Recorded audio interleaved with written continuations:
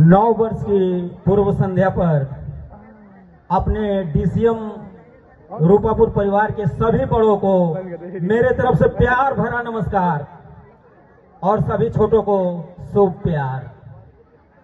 कहते हैं कि कैलेंडर तारीख बदलता है, लेकिन एक तारीख ऐसा भी आता है कि जो कैलेंडर को ही बदल देता है, और वो है आज का तारीख 31 दिसंबर, जो कि कैलेंडर ही नहीं साल को भी बदल दिया है।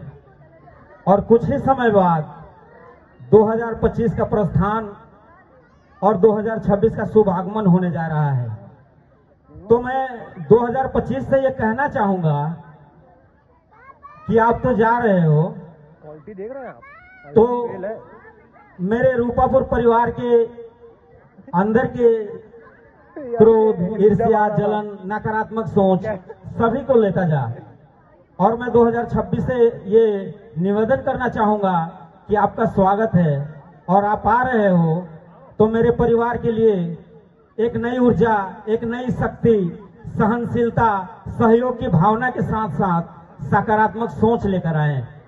आपकी बहुत कृपा होगी।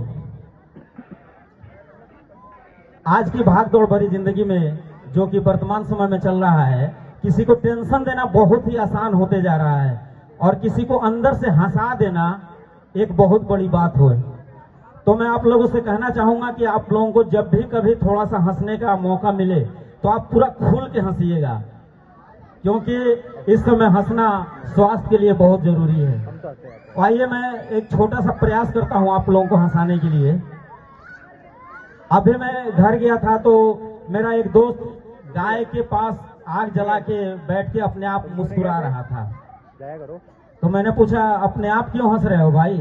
तो कह रहा है, यार मेरी एक छोटी भतीजी है, वो बहुत ही शरारती है, और कल परसों आई और मुझसे पूछी, अंकल गोबर है? तो मैंने कहा हाँ, तो खा लो ना। अगले दिन फिर आई और बोली, अंकल गोबर है? मैंने कहा हाँ, तो फिर खा लो ना। तीसरे दिन आई तो ये दूर से ही मैंने देख लिया कि वो आ रही है, तो मैंने सोचा कि आज ना कहूंगा, लेकिन वो मुझसे भी तेज निकली। वो आई और बोली, अंकल गोबर है? मैंने कहा ना, बिल्कुल नहीं है। तो कह रही है कि तो इतने जल्दी सब खा गए क्या? अब देखिए, वो भाई साहब को हंसी आ रही थी, लेकिन वो भाभी जी की तरफ देख रहे थे कि उधर से परमिशन मिले तब हंसू। तो प्लीज ऐसा मत कीजिए, यहाँ खुल के हंसिए। और रही बात भाभी जी की, वो यहाँ कुछ भी नहीं कर सकती, उनका मैं 100% गारंटी ले लेता हूँ यहाँ की पार्टी की। बाकी घर पे जाके आप उनसे अब कैसे मैनेज करेंगे वो आपकी जिम्मेदारी है, वहां की मैं गारंटी नहीं लेता हूं, पहले बता दिया। और एक बात मेरे समझ में नहीं आती है कि लोग पत्नी से डरते क्यों हैं।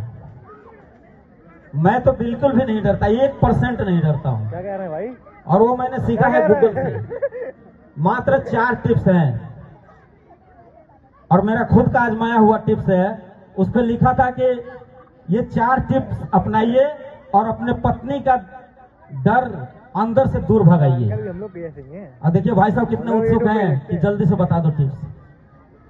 वैसे ये टिप्स यहाँ बताने वाला लायक नहीं है, लेकिन फिर भी बता दे रहा हूँ कि हो सकता है कुछ लोगों का भला हो जाए। टिप्स जानने से पहले आप अपनी सगी पत्नी, मतलब पत्नी, धर्म पत्नी की इशारों को समझिए। टिप्स नंबर 1, पत्नी सुबह सुबह जब भी आपके तरफ देखें तो आप बिना कोई समय गंवाएं इग्नोर करना है। तुरंत सारे बर्तन धो के और फटाफट झाड़ू पोछा वगैरह सब लगा दीजिए। टिप्स नंबर 2, जब भी वो आपके तरफ दूसरी बार देखें तो जितने भी कपड़े पड़े हुए हैं उसे धो के फटाफट सारे नाश्ता वगैरह तैयार कर दीजिए। हो रहा है क्या? टिप्स नंबर 3, जब भी आप ऑफिस जाएं या ड्यूटी जाएं तो कुछ पैसे अलग रख के जाएं, ताकि आपके अनुपस्थिति में पत्नी को कोई शॉपिंग वगैरह करना हो तो उनको आर्थिक दिक्कत ना आ जाए। और अंतिम और सबसे अहम टिप्स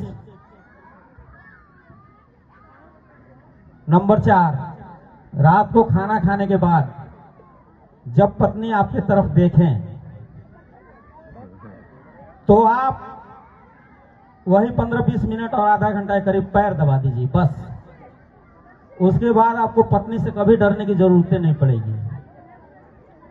और वो भी मैं इसलिए बोल दे रहा हूं कि इस पार्टी में मेरी धर्म पत्नी मौजूद नहीं है। अगर वो यहाँ उपस्थित होती तो शायद मुझे भी कमरे पे कोई बचाने वाला नहीं मिलता।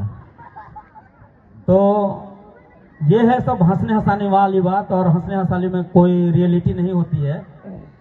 और आइए हम प्रोग्राम की तरफ चलते हैं।